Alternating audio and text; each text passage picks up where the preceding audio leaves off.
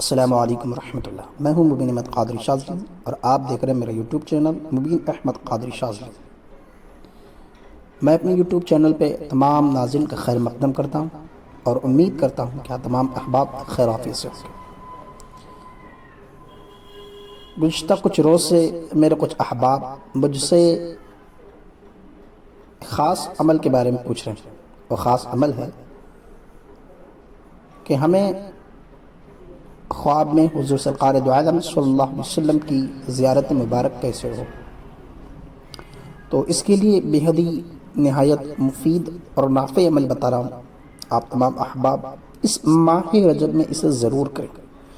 21 دنوں کا عمل ہے، انشاءاللہ تعالیٰ 12 دنوں کے اندر آپ کے معاملات کھل جائیں گے اور امید کا ستارہ ضرور چمکے گا۔ بس اس کے لیے سب سے پہلے یہ ہے کہ سچے دل سے تائب ہو جائیں، اپنے تمام شرعی جملہ مقروحات، واجبات اور تمام شرعی معاملات میں اپنے گناہوں سے توبہ خاص کریں، اللہ تعالیٰ کے سامنے گڑ گڑا کر اپنے گناہوں کی معافی مانگیں اور سنت نوافل کی کثرت کرتے ہوئے فرض کی مکمل ادائیگی کریں، واجبات کو ترک نہ کریں، اخلاص کا مادہ اپنے اندر پیدا کریں، تو انشاءاللہ تعالیٰ پھر آپ اس عمل میں کمال دکھیں گے۔ عمل کیا ہے؟ عمل نہایت ہی آسان ہے کہ آپ کو رات 12 بجے کے بعد 12 رکعات نماز نفل ادا کرنی ہے۔